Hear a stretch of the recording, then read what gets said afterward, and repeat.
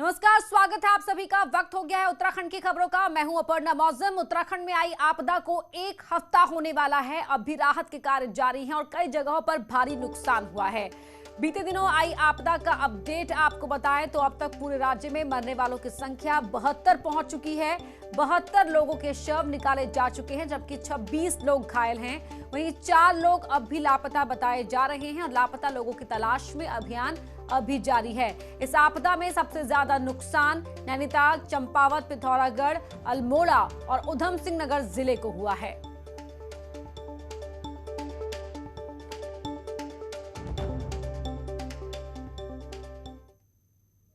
आपदा के बाद से लगातार सीएम इलाकों का दौरा कर रहे हैं। सीएम आज सबसे पहले चंपावत पहुंचे और आपदा पीड़ितों से मुलाकात की। सीएम धामी ने इस दौरान हर संभव मदद का भरोसा दिया। धामी आपदा में जान गंवाने वाले मृतकों के परिजनों से भी मिले और जानकारी ली। इस दौरान सीएम भावुक भी दिखे और बच्चों को गोद में लेकर उन्हें दुलार किया। दो तस्वीरें आपके टीवी स्क्रीन पर आप देख सकते हैं। सीएम यहां पर आपदा पीड़ितों के बीच पहुंचे, बच्चों से बात की, उन्हें लाड करते हुए नजर आए और साथ ही जो प्रभावित परिजन थे उनके साथ बात करते हुए सीएम धामी भावुक भी हो गए, जज्बाती नजर आए। दूसरी फैमिली को दिखाना था जरा। हाथ हटाना। ये रो रही है ना।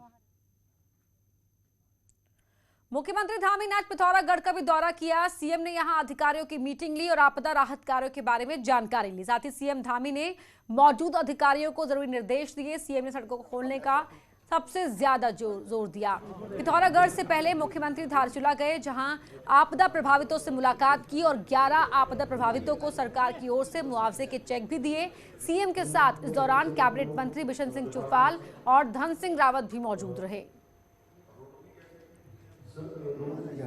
आपदा की घड़ी में किसी प्रकार की उनको परेशानी न हो, इसलिए मैं स्वयं और हमारे सारे मंत्रीगण और सारे विधायकगण, हमारे संगठन के सारे लोग अपने अपने अलग अलग क्षेत्रों में जाकर लोगों के बीच में जा रहे हैं और सेवा के कार्य में लगे हैं, सहायता कर रहे हैं, लोगों को इसमें से निकालने का काम कर रहे हैं। और मैं इस आपदा की घड़ी में सभी लोगों से अनुरोध करता हूं कि वो सब लोग भी सारी चीज़ों को छोड़ के इस समय दलगत चीज़ों से ऊपर आके सब लोग सेवा के कार्य में लगें।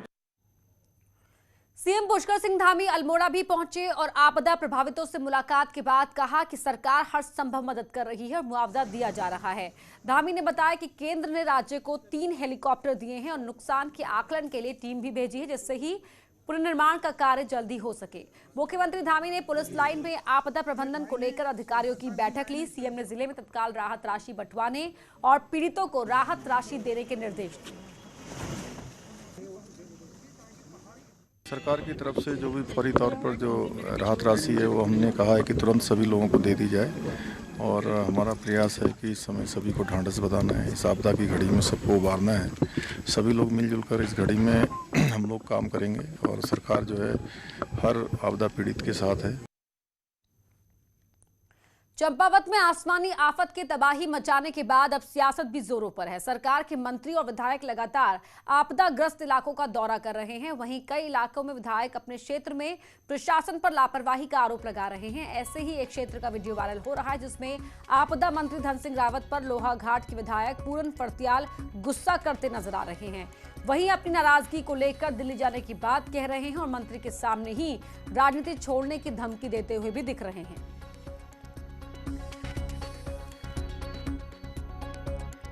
भी कफन के लिए मैं दिया है, चौनी नहीं दी और ढोल अखबारों में पिट रहे हैं, ये कर दिया वो कर दिया। हम बांट देंगे तो अनुशासनहीनता, तो अनुशासनहीनता ही होगी। मेरे यहाँ तबाह हो गया पूरा विधानसभा।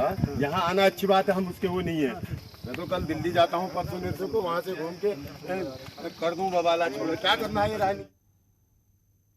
वहीं वायरल वीडियो को लेकर फर्त्याल ने कहा कि वो इसमें प्रशासन की लापरवाही की शिकायत की बात कर रहे हैं। आपदा मंत्री के सामने मैंने अपनी नाराजगी व्यक्त की। वो जायज है कि मैंने कहा कि मेरे विधानसभा में भी 3 ब्लॉक हैं। जनपद चंपावत में 4 विकासखंड हैं, बाराकोट, पाटी, लोहाघाट मेरे विधानसभा में। आज मेरे यहाँ भी 7 कैजुअल्टी हुई हैं और जहाँ आप आए हैं बहुत अच्छी बात है, सराहना है।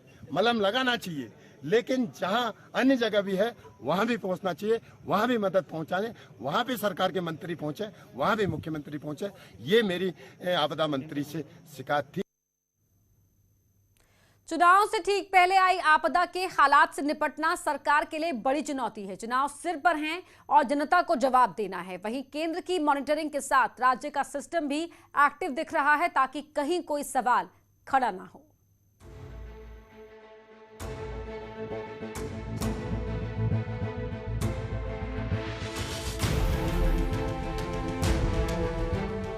मुख्यमंत्री पुष्कर धामी बीते 5 दिन से आपदा प्रभावित इलाकों में दौरे कर रहे हैं और मंत्री और अधिकारी भी काम में जुटे हैं।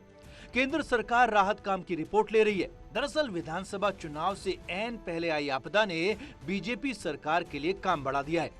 सरकार से लेकर संगठन तक फील्ड में एक्टिव दिख रहे हैं। दरअसल जिन जिलों में आपदा में तबाही हुई है वहां जनता के बीच नेताओं का नजर आना मजबूरी भी है और जरूरी भी, वरना चुनाव में लोग सवाल उठाने में देर नहीं करेंगे।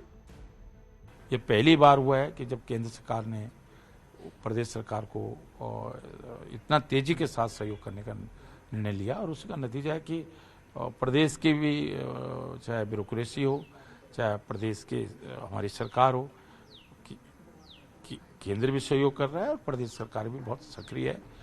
प्रधानमंत्री मोदी पहले दिन से सीएम धामी से आपदा पर अपडेट ले रहे हैं। गृह मंत्री दौरा करके जा चुके हैं तो कांग्रेस के बड़े नेता भी आपदा प्रभावित इलाकों में पहुंचे हुए हैं। मुख्यमंत्री कह चुके हैं कि आपदा पर राजनीति नहीं होनी चाहिए, लेकिन विपक्ष डबल इंजन की सरकार पर हमले का कोई मौका नहीं छोड़ रहा। हम राजनीति नहीं कर रहे हैं, हम तो सरकार को कह रहे हैं कि डबल इंजन की सरकार है।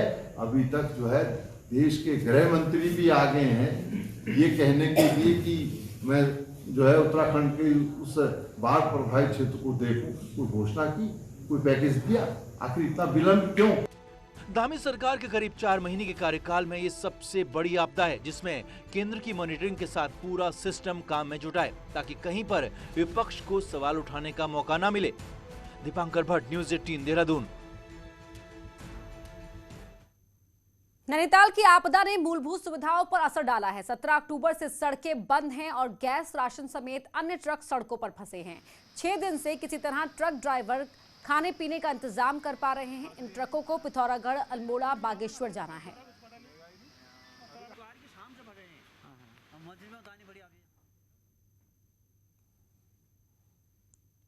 उत्तराखंड में आपदा की कई डरावनी तस्वीरें सामने आ रही हैं। नैनीताल जिला मुख्यालय से महज 15 किलोमीटर दूर चोपड़ा गांव के ऊपर हवा में लटके पत्थरों ने नई मुसीबत पैदा कर दी। इन लटकते पत्थरों से गांव वाले दहशत में हैं क्योंकि पहाड़ी टूटकर कभी भी गांव पर गिर सकती है। न्यूज़ 18 की टीम जोखिम उठाते हुए उस जगह पर पहुंची जहां पत्थर हवा में लटके हुए हैं। तस्वीरों को आप भी देखिए।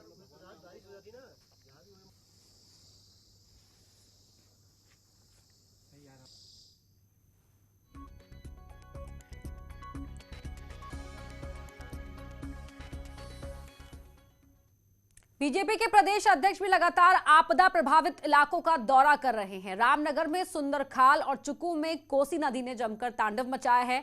चुकू में करीब 80% गांव पानी की चपेट में आ गए थे। वहीं इलाके का मदन कौशिक ने दौरा किया और प्रभावितों से मुलाकात कर हर संभव मदद देने का भरोसा दिया। गांव वालों ने कौशिक के सामने गांव को विस्थापित करने की मांग की, जिस पर कौशिक ने उन्हें जल्द ही यहां से विस्थापित करने का आश्वासन दिया है। गांव के विस्थापन की मांग 1993 से की जा रही है।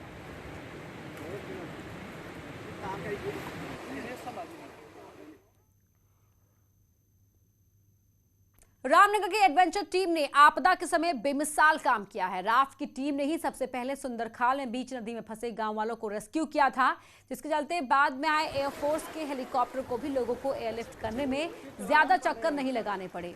उसके बाद चुकूम गांव में राशन पहुंचाने के लिए प्रशासन ने इनकी ही मदद ली थी। अब जितने नेता और वीआईपी चुकूम जा रहे हैं उन्हें भी राफ्ट टीम पहुंचाने और वापस लाने का काम कर रही है। साथ ही गाँव में जरूरी सामान को भी पहुंचा रही है। और चुकुम में सबसे पहले खाद्य सामग्री भी हम ही ने भेजी है और माननीय प्रदेश अध्यक्ष भी मदन कौशिक जी भी आज यहाँ पे हमारे बीच में है और कंटिन्यू 5 दिन से हमारा रेस्क्यू चल रहा है और आगे भी हम करते रहेंगे। पिथौरागढ़ के गुंजी में 42 लोगों को रेस्क्यू किया गया। गुंजी से सेना के चिनूक हेलीकॉप्टर की मदद से 11,000 फीट की ऊंचाई पर बसे गुंजी में फंसे लोगों को नैनी सैनी एयरपोर्ट लाया गया। रेस्क्यू किए गए अधिकांश लोग देश के अलग अलग हिस्सों के टूरिस्ट हैं। ये सभी लोग 16 अक्टूबर से गुंजी में फंसे हुए थे। ज्यादातर सैलानी ओम पर्वत और आदि कैलाश के दर्शनों के लिए गए थे, लेकिन भारी बारिश और बर्फबारी के कारण गुंजी में ही फंस गए थे। और उसके बाद बहुत ही भारी बारिश से, पूरा बर्फबारी से पूरा जीवन वहाँ का अस्त व्यस्त हो गया था। हम लोग बहुत ही बुरी कंडीशन में वहाँ पर थे और तकरीबन 6 दिन से फंसे हुए हम लोग वहाँ पर, लेकिन वहाँ इंडियन आर्मी ने और लोकल प्रशासन ने हमारी बहुत मदद की। कल हमारे 23 लोगों का रेस्क्यू किया गया था और आज गुंजी से वापस हमें 42, जिसमें से एक मॉर्टल रिमेन है महाराष्ट्रियन टूरिस्ट के, और बाकी 41 पैसेंजर्स को हम लोगों ने कैरी किया। टिहरी में नेशनल हाईवे 94 पर जड़धार के पास मलबा गिरने से मुसाफिरों की जान को खतरा हो गया, लेकिन लोग जान जोखिम में डालकर यात्रा करने को मजबूर हैं। सड़क चौड़ीकरण के बाद से ही नए स्लाइडिंग जोन बन गए हैं और हाईवे पर लगातार कई जगहों पर मलबा गिर रहा है।